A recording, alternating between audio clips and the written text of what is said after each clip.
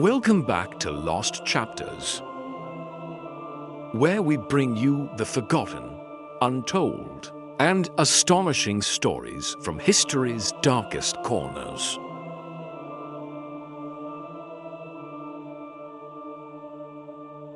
You've witnessed the terror of Pompeii, the fury of Boudica, and the madness of Caligula.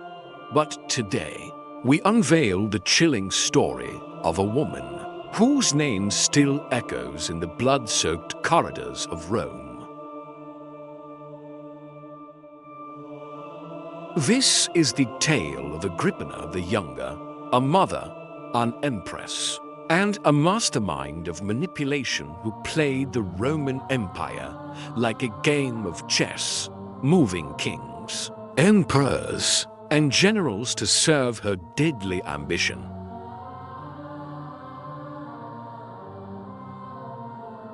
To understand Agrippina, we must first step into a world where betrayal was currency and survival meant striking first.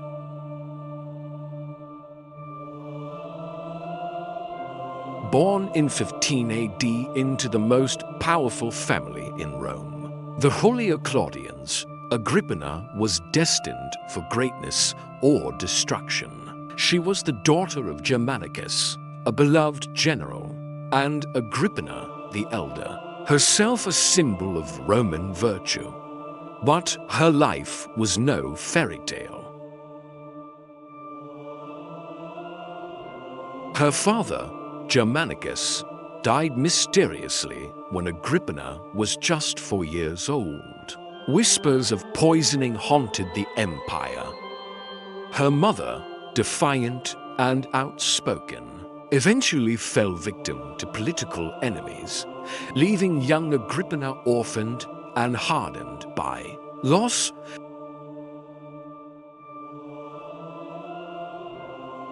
In Rome, every smile could hide a dagger.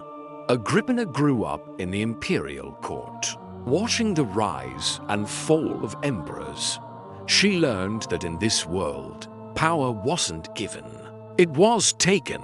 As a teenager, she was married off for political convenience to Gnaeus Domitius Ahenobarbus, a cruel man with whom she bore a son.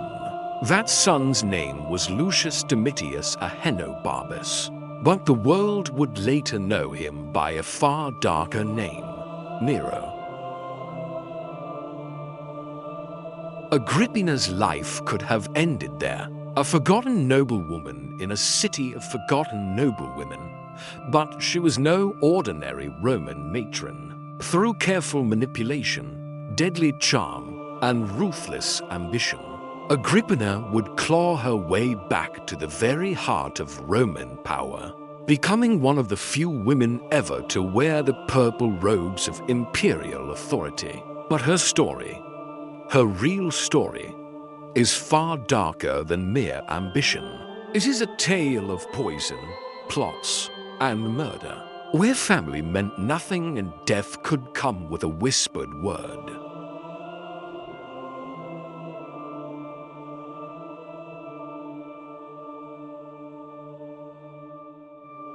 In the year 37 AD, the Empire of Rome was once again thrown into turmoil. Emperor Tiberius was dead, and his successor was none other than Gaius Julius Caesar Augustus Germanicus, better known to history as Caligula. For Agrippina, this was not just a change of power, it was personal. Caligula was her brother, and for a brief moment, her family stood at the pinnacle of imperial glory.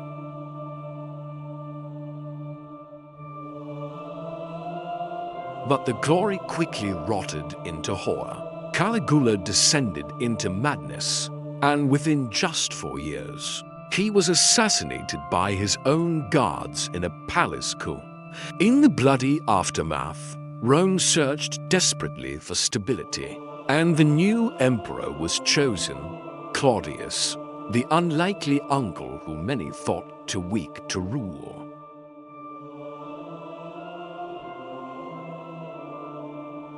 Agrippina, now widowed and with her young son Nero to protect, saw her chance. She seduced Claudius, her own uncle, and in 49 AD became his fourth wife. One of the most shocking marriages in Roman history. Through this marriage, she would place herself closer to the ultimate prize, the imperial throne.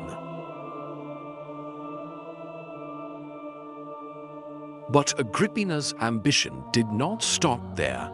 She was determined that her son, Nero, not Claudius' biological son Britannicus, would become emperor. She played a dangerous game, building alliances, silencing enemies, and reshaping the court in her image. One by one, potential rivals vanished from the imperial stage.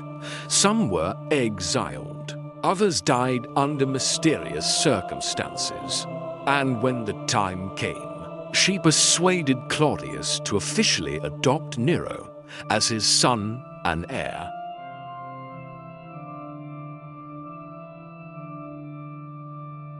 By 54 AD, Agrippina had secured everything she wanted. But there was one last obstacle: the emperor himself. Claudius had begun to show signs of regret, perhaps realizing the monster he was helping to create. And so, the deadliest mother in Rome made her most lethal move. According to ancient sources, Agrippina arranged for Claudius to be served a dish of deadly mushrooms, Rome's most infamous poison. That very night, the emperor gasped his last breath, and her son, Nero, ascended the throne.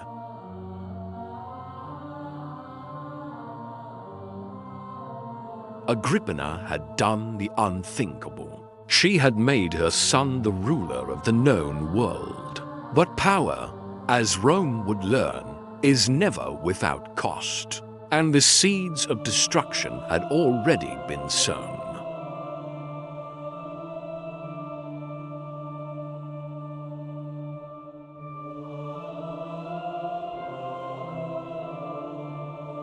For a time, Agrippina reigned not just as the emperor's mother, but as the true power behind the throne. Coins were minted bearing her image alongside Nero's, an unprecedented honor for a woman in ancient Rome.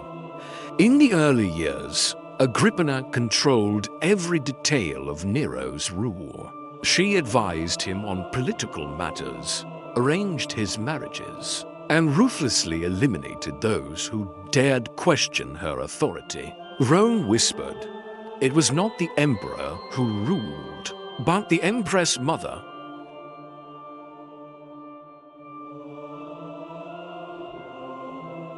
But absolute power breeds absolute resentment.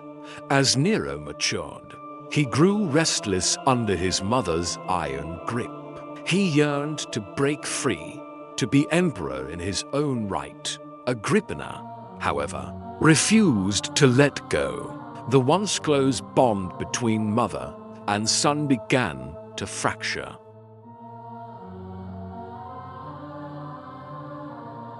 The breaking point came when Nero fell passionately in love with Poppaea Sabina, a beautiful and ambitious noblewoman who despised Agrippina's dominance. Poppaea's whispers fed Nero's growing paranoia. The young emperor began to see his own mother as a threat to his power and, perhaps, to his very life.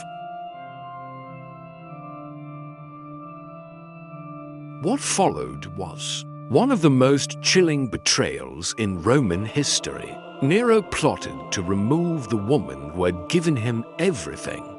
The first attempt. He ordered her placed aboard a specially designed ship meant to collapse and sink while at sea, making her death appear an accident. But Agrippina, ever resourceful, survived the sinking vessel, swimming to shore. Bloodied but alive, Rome buzzed with rumors. The emperor had tried, and failed, to kill his own mother. Terrified by her survival, Nero realized subtlety had failed. There would be no more clever plots, only cold, brutal violence. In 59 AD, he sent assassins to her villa under the cover of darkness. According to ancient chroniclers, Agrippina, facing the swords of her killers, did not cower. Instead, she bared her body and commanded them to strike the womb that bore Nero, and so ended the life of the woman who had built an emperor and unleashed a tyrant.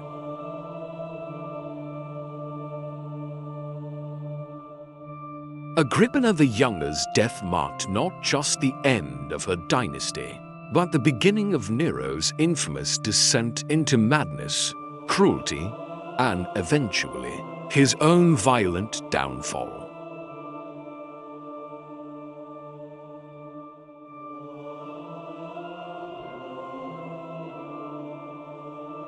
The fall of Agrippina the Younger sent shockwaves through the empire. Rome had seen emperors rise and fall, but never had it witnessed such a calculated dance of power between a mother and her son. In the years following her brutal assassination, Nero would spiral into the darkness that would define his legacy: fires, persecution, and ultimately his own tragic downfall. But the shadows of Agrippina lingered long after her death, a chilling reminder of how ambition and bloodline could forge and destroy the greatest empire the world has ever known. Historians still debate the true nature of Agrippina. Was she a villain, a ruthless manipulator willing to sacrifice anyone, even her own family, for power? Or was she a survivor, an intelligent, resilient woman navigating a brutal, patriarchal world where power was the only shield against destruction? The truth, as with so much of Rome's lost history, lies buried beneath centuries of myth, legend, and propaganda. One thing remains undeniable: Agrippina changed the course of Roman history. Her ambitions set into motion events that would ripple through time, leaving behind a legacy carved in both marble and blood.